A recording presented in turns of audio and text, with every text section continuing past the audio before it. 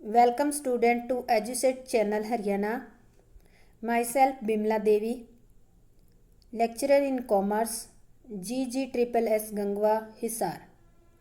We are going to study about chapter 11.1. Chapter name is Marketing and Marketing Mix. Today's topic, first, elements of marketing mix, and second topic is product mix. Please student listen attentively and prepare notes for future. So let's begin.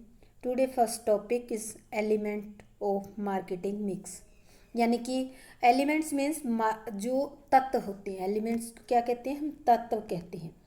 विपणन मिश्रण के तत्व कौन कौन से हैं, इनके बारे में हम स्टडी करेंगे इस चैप्टर के इस लेक्चर में। तो देखो, विपणन संबंधी निर्णय मुख्य 4 वेरिएबल्स के बारे में होते हैं। जो मार्केटिंग के बारे में डिसीजन होता है, लिए जाते हैं, वो 4 वेरिएबल्स के बारे में लिए जाते हैं। और वो 4 वेरिएबल्स कौन सी होती हैं? Product, price, promotion and physical या प्लेस डिस्ट्रीब्यूशन। इन चारों को ही विपणन मिश्रण कहा जाता है या मार्केटिंग मिक्स के एलिमेंट्स कहा जाता है। ये चारों ही पी से स्टार्ट होती हैं, आपने नोट किया होगा। तो इस कारण से इनको 4 पीज भी कहा जाता है, 4 पीज के नाम से भी जाना जाता है। तो प्रत्येक तत्व के संबंध में भी कई तरह के डिसीजन लिए जाते हैं। जैसे हम प्रोडक्ट की बात करें तो उत्पाद के संबंध में उसका नाम, रंग, डिज़ाइन, पैकिंग, किस्म, इसके बारे में डिसीजन लिए जाते हैं।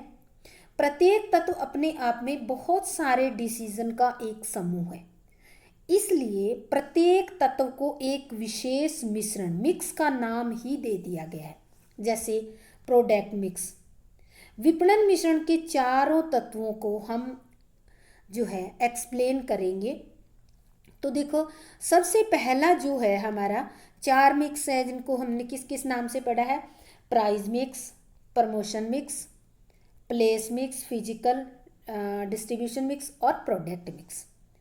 तो इन चारों मिक्स का ग्रुप को ही मार्केटिंग मिक्स कहा जाता है। तो देखो, प्रोडक्ट मिक्स पहला हो गया हमारा, प्रमोशन मिक्स, प्राइस मिक्स और फोर्थ है हमारा प्लेस मिक्स। तो इनको 4 पीस के द्वारा डिनोट किया जाता है। अब हम सबसे पहले इस लेक्चर के अंदर हम प्रोडक्ट मिक्स के बारे में स्टडी करेंगे। प्रोडक्ट मिक्स क्या होता है? इसका अभिप्राय उत्पाद के संबंध में लिए जाने वाले निर्णयों के योग से है। यानी कि प्रोडक्ट के बारे में जो डिसीजन लिए जाते हैं, ग्रुप ऑफ डिसीजन क्या कहलाएगा? Product mix. ये निर्णय कौन किस से रिलेटेड होंगे? नामकरण, branding, packaging, labelling, colour, design, किस्म, आकार, वस्तु के बाद विक्रय के बाद सेवा, वस्तु के भार के बारे में, इन के बारे में डिसीजन लिए जाते हैं।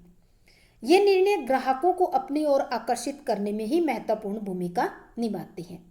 तो जो हमारा प्रोडक्ट मिक्स है, इसके अंदर हम 3 चीज़ें स्टडी करेंगे। कौन कौन सी? ब्रांडिंग, पैकेजिंग और लेबलिंग को हम डिटेल में स्टडी करेंगे। तो सबसे पहला आता है ब्रांडिंग। क्या है ब्रांडिंग? देखो, ये जो है एक प्रोडक्ट का आइडेंटिफिकेशन मार्क होता है या आइडेंटिफाई हो जाता है इससे प्रोडक्ट। ब्रांड, जैसे एयर इंडिया क्या है? एक ब्रांड नेम है। इसका brand name air India same यही है, थोड़ा सा इसने डेकोरेट करके ये लिख रखा है। ब्रांड मार्क क्या होता है? देखो, एयर इंडिया ये इसका क्या है? मार्क है, एयर इंडिया का मार्क है। अब देखो, एक ब्रांड जो है वो ट्रेडमार्क का बन जाता है। ट्रेडमार्क जो है, ए brand registered under trademark act 1999 with government of India. अगर एक ब्रांड को, कोई भी ये ब्रांड है, इसको अगर ट्रेडमार्क एक्ट 1999 के अकॉर्डिंग रजिस्टर्ड करा लिया जाता है, तो जो आपका ब्रांड है वो ट्रेडमार्क बन जाएगा। अब ये क्या बन गया? इसका ट्रेडमार्क बन गया। तो इसको हम डिटेल में स्टडी करेंगे। ब्रांडिंग, नामकरण क्या होता है? ब्रांडिंग इसका अभिप्राय उस प्रक्रिया से है जिसके द्वारा उत्पाद की विशेष पहचान स्थापित हो जाती है। ब्रांड इसका अभिप्राय एक विशेष शब्द, चिन्ह, वर्ण या इन सब का मिश्रण भी हो सकता है।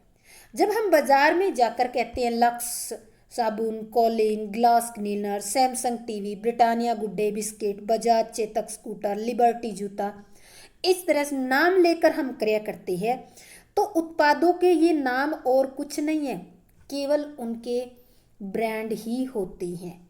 हम नाम लेकर जो प्रोडक्ट का, जैसे जूता जूता ही होता है, अगर हम ये कहें कि लिबर्टी का जूता, तो लिबर्टी उस जूते का क्या है? ब्रांड नेम है। ब्रांड के दो घटक होते हैं, दो एलिमेंट होते हैं, एक तो होता है ब्रांड नेम और एक होता है ब्रांड मार्क। उदाहरण के लिए एशियन पेंट जो है उस पेंट का ब्रांड नेम है, जबकि जब आप एशियन पेंट का पैकेट देखोगे, पैकेज, उस पर एक गट्टू बना हुआ है, वो गट्टू क्या है? ब्रांड मार्क है। अभी जैसे आपको दिखाया, इसमें दिखा देती हूँ ब्रांड मार्क। जैसे ये क्या है? एक एयर इंडिया ब्रांड नेम है और ये क्या है? एक ब्रांड मार्क है, ये चिन्ह शो कर रहे हैं। इसी प्रकार जो नाम के साथ कोई पिक्चर है, जैसे डाबर है, डाबर का क्या है? अगर डाबर का डिब्बा आपके घर में है तो आप देखोगे तो डाबर उसका नाम है ब्रांड का, और उस डाबर के पैकिंग के ऊपर एक ट्री बना नजर आएगा, वो क्या है? उसका डाबर का ब्रांड मार्क है। अब आता है ब्रांड नेम। इसका अभिप्राय ब्रांड के उस भाग से है जिसे बोला जा सकता है। उदाहरण के लिए जैसे एशियन पेंट हो गया, अंकल चिप्स, लक्स, डनलप इत्यादि। और ब्रांड मार्क क्या होता है? इसका अभिप्राय ब्रांड के उस पार्ट से या उस भाग से है जिसे बोला नहीं जाता बल्कि देखकर आसानी से पहचाना जाता है। जैसे एशियन पेंट का गट्टू देखते ही आपको ये पहचान में आ जाएगा कि हाँ ये एशियन पेंट है। जीवन बीमा निगम का योग क्षमा एक चिन्ह आता है, वो देखना। ओनिडा का भूत, और जो नाइकी जो है कंपनी है, नाइक कंपनी है, उसका इस तरह से टिक आता है। तो ये क्या है? इसको देखकर आप पहचान सकते हो पर इसको बोला नहीं जाता। थर्ड आता है ट्रेडमार्क। जब एक ब्रांड का द ट्रेडमार्क एक्ट 1999 के अंतर्गत रजिस्ट्रेशन करा लिया जाता है तो वही ब्रांड आपका क्या बन जाता है? ट्रेडमार्क बन जाता है। एक कंपनी के ट्रेडमार्क का प्रयोग किसी दूसरी कंपनी के द्वारा नहीं किया जा सकता। अभी बात आती है ब्रांड और ट्रेडमार्क में अंतर क्या है। ये इंपॉर्टेंट क्वेश्चन है आपका। ब्रांड और ट्रेडमार्क में अंतर क्या है? तो देखो, सभी ट्रेडमार्क ब्रांड होती है, क्योंकि सभी ट्रेड जो ब्रांड होते हैं उनको रजिस्टर्ड कराने के बाद ही ट्रेडमार्क बनते हैं। तो हम कह सकते हैं कि सभी ट्रेडमार्क ब्रांड होती हैं, जबकि सभी ब्रांड जो है ट्रेडमार्क नहीं हो सकते। क्यों? क्योंकि जिन ब्रांड नेम का या जिन ब्रांड का जो है ट्रेडमार्क एक्ट के अकॉर्डिंग या अंडर रजिस्ट्रेशन नहीं हुआ है, वो ट्रेडमार्क नहीं कहलाएगा, वो ब्रांड ही कहलाएगा। इसके बाद आता है एक अच्छे ब्रांड नेम के गुण क्या है। Qualities of a good brand name. एक अच्छे ब्रांड नेम में कई गुण होने चाहिए, जिसमें से सबसे पहला है simple and short. Brand name साधारण होना चाहिए, सूक्ष्म होना चाहिए। साधारण का मतलब है कि यह देखने और सुनने में अजीब ना लगे, और सूक्ष्म का मतलब है कि छोटा होना चाहिए, जैसे लक्ष्य, उषा, टाटा, बाटा, बिनाका, डाल्टा, इस तरह से आसानी से बोला जा सके। सरल उच्चारण, इजीली प्रोनाउंसेबल। ब्रांड नेम ऐसा होना चाहिए जिसे व्यक्ति आसानी से बोल सके। छोटे बच्चे से लेकर बिल्कुल बुजुर्ग आदमी भी उसको आसानी से बोल सके, ऐसा ब्रांड नेम होना चाहिए, जैसे टाटा, बाटा, 50-50 इत्यादि। ब्रांड नेम सुझावात्मक, सजेस्टिव होना चाहिए। नाम ऐसा होना चाहिए कि नाम साथ के साथ सुझाव दे। ब्रांड नेम ऐसा होना चाहिए जो उत्पाद के गुण बताए, जैसे हाजमोला का संकेत हाजमा ठीक करने की ओर होता है, उजाला अधिक सफेदी की ओर संकेत करता है। तो ये सुझावात्मक भी होना चाहिए। भिन्न, डिस्टिंक्टिव। ब्रांड नेम ऐसा होना चाहिए जो सबसे अलग नजर आए, दूसरे से मिलता जुलता नाम नहीं होना चाहिए, ब्रांड नेम नहीं होना चाहिए, जैसे टाइड, सिंथोल, पार्क, निराला इत्यादि। तो उपरोक्त या अतिरिक्त ब्रांड नेम का सभी भाषाओं में एक ही अर्थ होना चाहिए, ये भी बात ध्यान में रखनी चाहिए। जैसे भारत में निर्मित एक कार का नाम ब्रांड नेम है एम्बेसडर नोवा। स्पेनिश भाषा में नोवा का अर्थ है मत जाइए, ठीक है, डज नॉट गो, जिसका अभिप्राय है कि उपभोक्ताओं को इस ब्रांड का उत्पाद नहीं खरीदना चाहिए। तो इस तरह से कोशिश ये होनी चाहिए कि जो आप ब्रांड नेम रख रहे हो वो मोस्टली या ज़्यादातर भाषाओं में उसका मीनिंग एक ही होना चाहिए। इसके बाद आता है एडवांटेज ऑफ ब्रांडिंग। ब्रांडिंग से उत्पादकों और उपभोक्ताओं दोनों को ही लाभ होता है। सबसे पहले हम पढ़ेंगे कि उत्पादकों को क्या क्या लाभ होता है। Advantage to producer, brand name से विज्ञापन करने में आसानी होती है। ब्रांड नेम से उत्पाद की स्थायी पहचान बन जाती है। ब्रांड नेम से पुनः विक्रय को प्रोत्साहन मिलता है। ब्रांड नेम के प्रति निष्ठा से प्रतियोगिता का सामना आसानी से किया जा सकता है।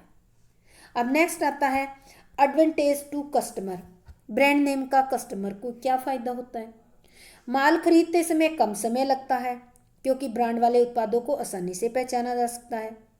ब्रांड वाली वस्तुओं की क्वालिटी निसंदेह अच्छी ही होगी। ब्रांड वाली वस्तुओं के मूल्य निर्माता द्वारा निश्चित किए जाते हैं, उनमें परिवर्तन बहुत कम होने के चांसेस होते हैं। ब्रांड वाले उत्पादों की उपयोगिता की गारंटी दी जाती है। तो ये था हमारा फर्स्ट टॉपिक, नामकरण या ब्रांडिंग। नेक्स्ट जो है प्रोडक्ट मिक्स के अंदर जो डिसीजन आता है वो आता है लेबलिंग का। लेबलिंग होती क्या है, इसका अभिप्राय है, लेबलिंग का मतलब होता है लेबल तैयार करने की प्रक्रिया को लेबलिंग कहा जाता है।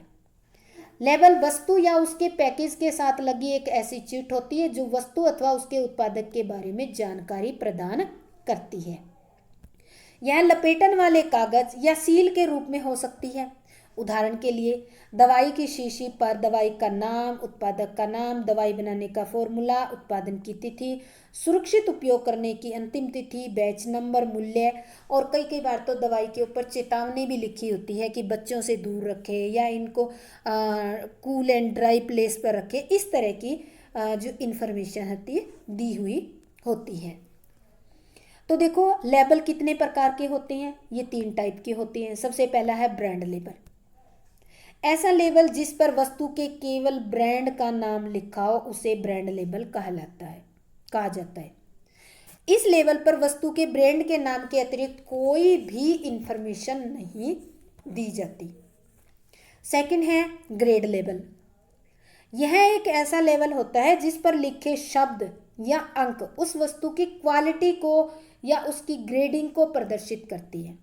जैसे जे engineering works limited Kolkata Usha brand नाम से पंखे बनाती है, जो कि क्वालिटी के आधार पर अनेक प्रकार के होते हैं। इस आधार पर उन्होंने क्या बनाए, डिलैक्स, परीमा और कॉन्टिनेंटल के लेबल लगे होते हैं।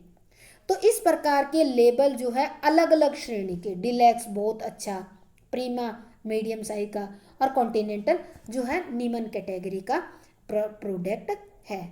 इसके बाद आता है थर्ड आता है डिस्क्रिप्टिव लेबल, विवरणात्मक लेबल। इन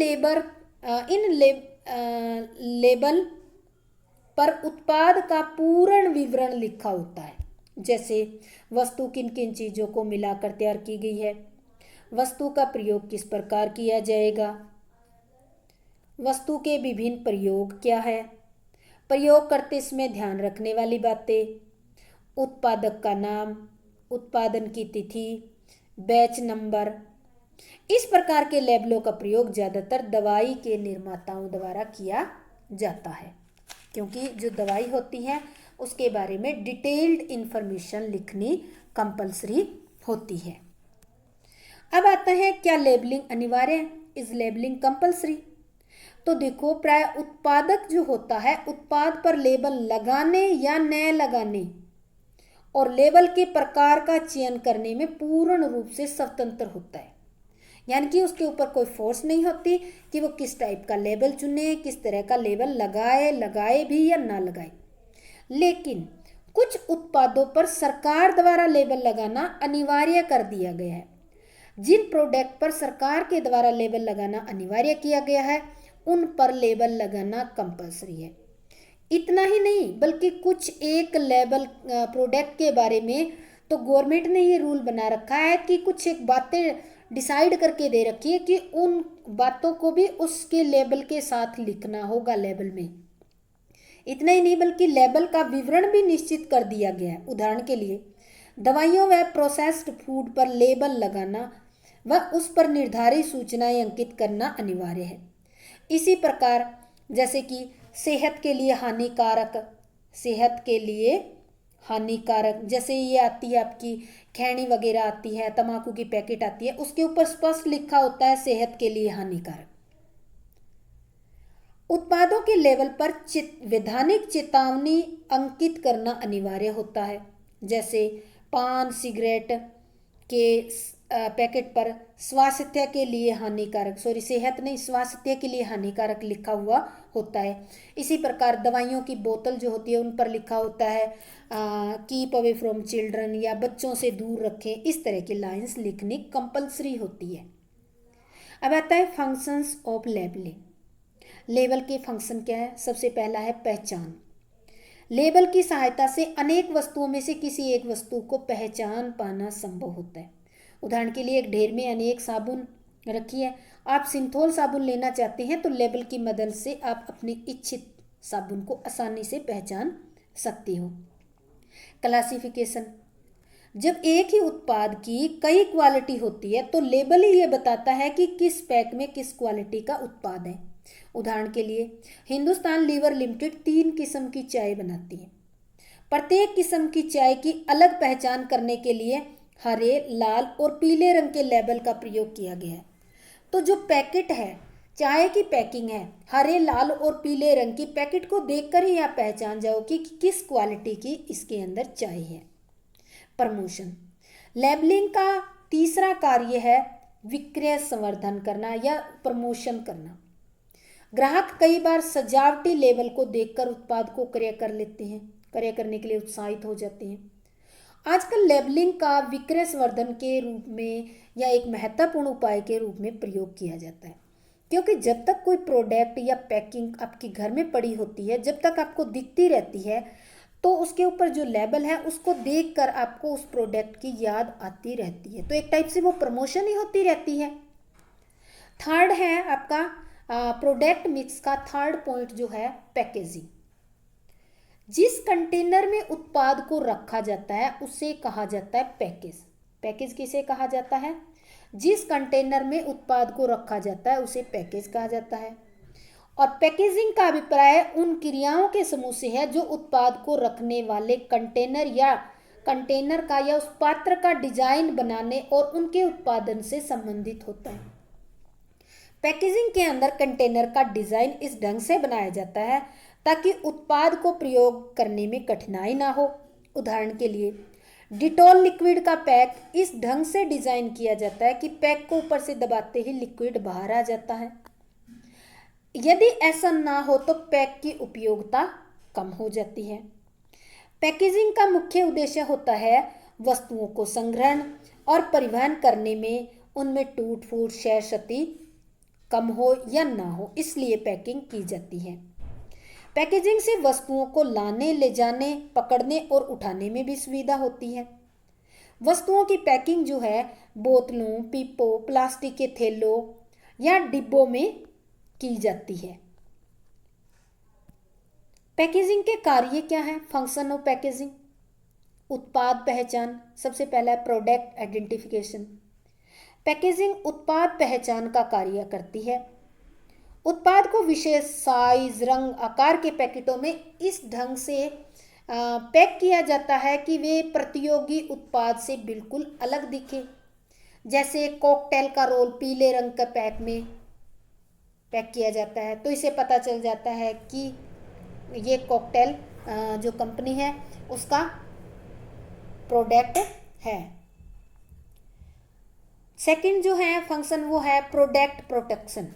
प्रोडक्ट पैकेजिंग का मुख्य कार्य होता है उत्पाद को धूल, कीड़े मकोड़े, नमी, टूट फूट इनसे सुरक्षा प्रदान करना। उदाहरण के लिए जैसे बिस्किट, जैम, चिप्स, ये ऐसे प्रोडक्ट हैं अगर इनको पैकिंग के अंदर, एयर टाइट पैकिंग के अंदर ना रखा जाए तो ये खराब हो सकते हैं, इनमें नमी आ जाती है, क्योंकि वातावरणीय स्पर्श से इन प्रोडक्ट को बचाना जरूरी है। और वो किससे बचाया जाता है? एयर टाइट पैकिंग में रख कर इन प्रोडक्ट को बचा लिया जाता है। कन्वीनियंस पैकेजिंग उत्पाद को एक स्थान से दूसरे स्थान पर ले जाने, स्टोर करने, उपभोग करने में भी सुविधा प्रदान करता है। जैसे कोका कोला की नई पेट बोतलें जो है परिवहन और स्टॉक करने में भी सुविधाजनक होती हैं और एक दूसरी जगह लाने ले जाने में। इसी प्रकार आपके सामने आता है एक फ्रूटी का पैक, उपभोग करने में बहुत ही आसान होता है। प्रोडक्ट प्रमोशन पैकेजिंग से विक्रय संवर्धन का काम आसान हो जाता है।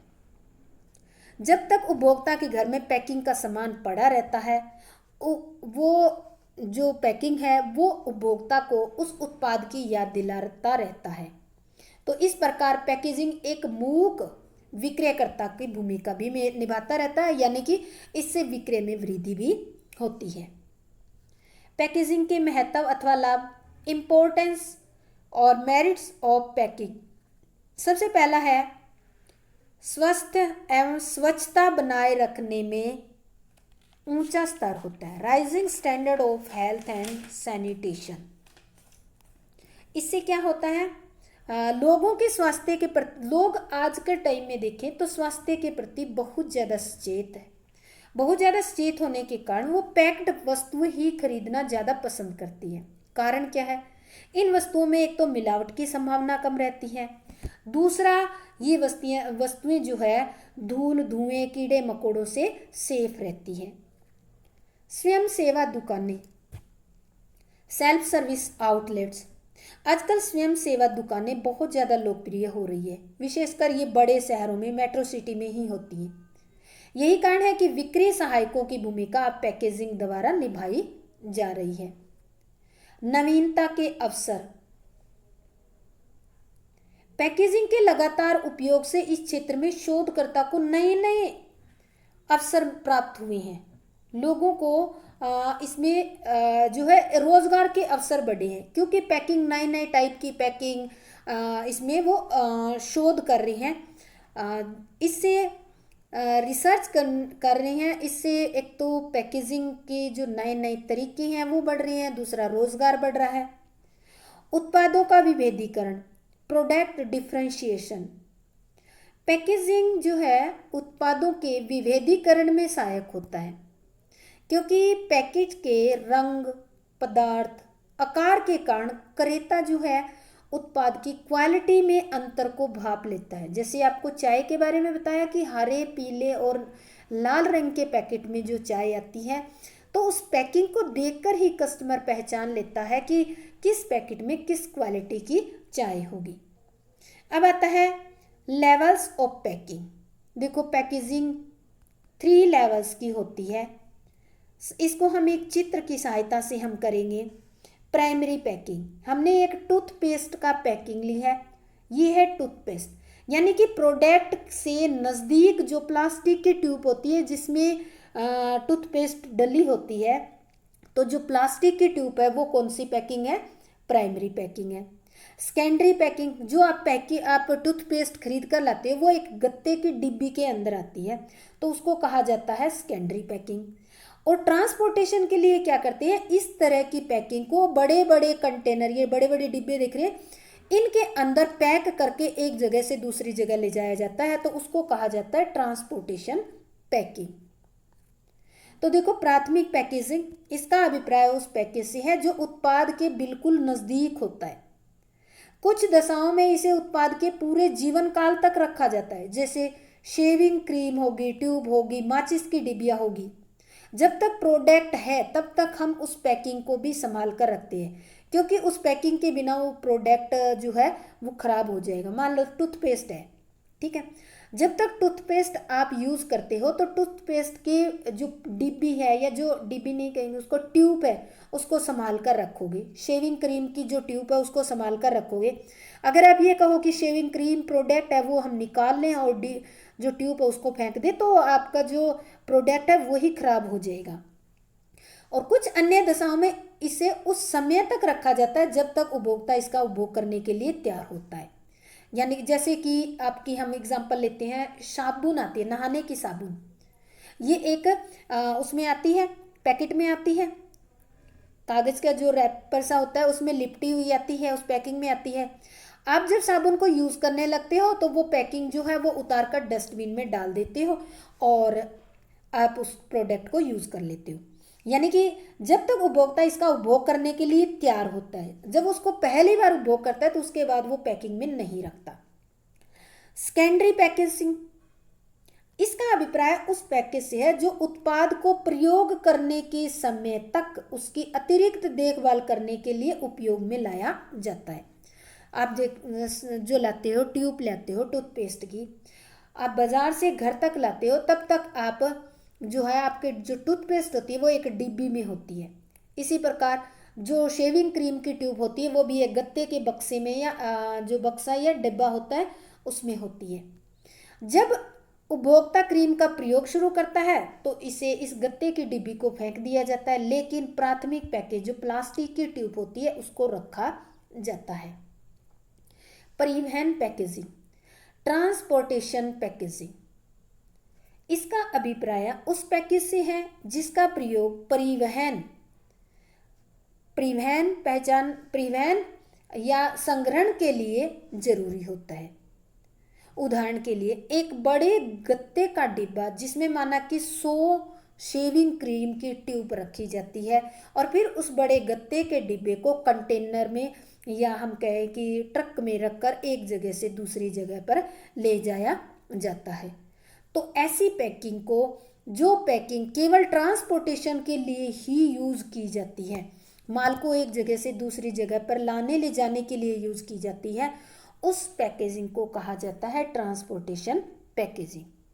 तो ये हमारा आज प्रोडक्ट मिक्स हमने 4 पीस किए थे, जिसमें से हमारा जो है प्रोडक्ट मिक्स का जो टॉपिक है, या हम कहें कि हमारा फर्स्ट पी जो है वो हमारा कंप्लीट हो गया है।